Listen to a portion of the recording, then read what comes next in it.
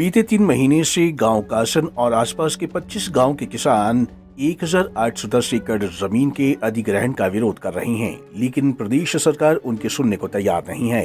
ऐसे में किसानों ने अब 18 सितंबर को महापंचायत करने का फैसला लिया है।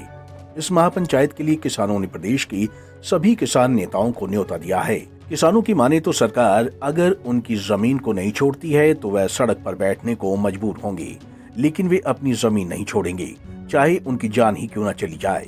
किसानों की माने तो उन्होंने राष्ट्रपति से भी इच्छा मृत्यु की मांग की थी, लेकिन राष्ट्रपति ने भी उन्हें इसकी इजाजत नहीं दी। ऐसे में उनके सामने कोई विकल्प नहीं बचा है। अब किसान अपनी जमीन के लिए आर पार की लड़ाई लड़ने को तैयार हैं और इसी को लेकर महापंचायत का आयोजन किया जा रहा है। किसानों का कहना है कि हरियाणा सरकार किसानों को कमजोर समझने की भूल ना करे। जैसे किसानों ने किसान बिलों को वापस करवाया था, वैसे ही इस 1810 एकड़ जमीन को भी मुक्त करवाएंगे। हमारे 18 तारीख को पचगांव चौक पर बहुत बड़ी महापंचायत होगी, ढूंढाड़े से लेकर ना गोदबड़ावा तक, जो कि हमारे कम से कम ना तो 50,000 आदमी इकट्ठे होंगे।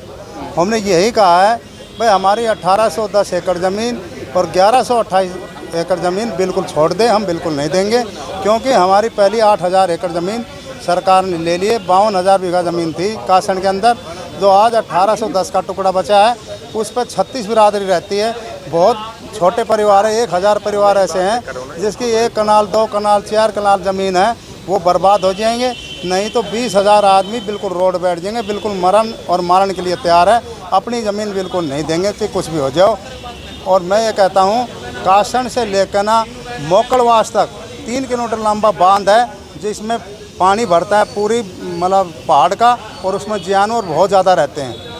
कई बार मुख्यमंत्री से मुलाकात हो गई है, मुख्यमंत्री से मुलाकात हो गई है, क्या वजह लग रही है, क्यों समाधान नहीं हो पा रहा है? मुख्यमंत्री से मुलाकात हुई है, पहले जब चंडीगढ़ हुई थी, जब मुख्यमंत्री बोले भाई 1200 का ज़मीन ले लो 1 एकड़ में, और तो हमने कहा कि भाई हम 1200 एकड़ का क्या हिसाब किताब है, तो मुख्यमंत्री बोले भाई 40,000 रुपये गज है।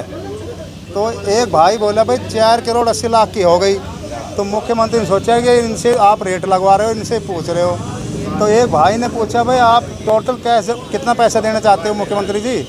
तो उन्हें हिसाब लगा कर बताया भाई 55 लाख रुपया तो 2011 का मुआवजा है, और इंटरेस्ट लगा के 91 लाख रुपया देना चाहता हूँ। अगर अभी भी समाधान नहीं होता तो आखिर क्या विकल्प है आपके पास, क्या करने जाएंगे?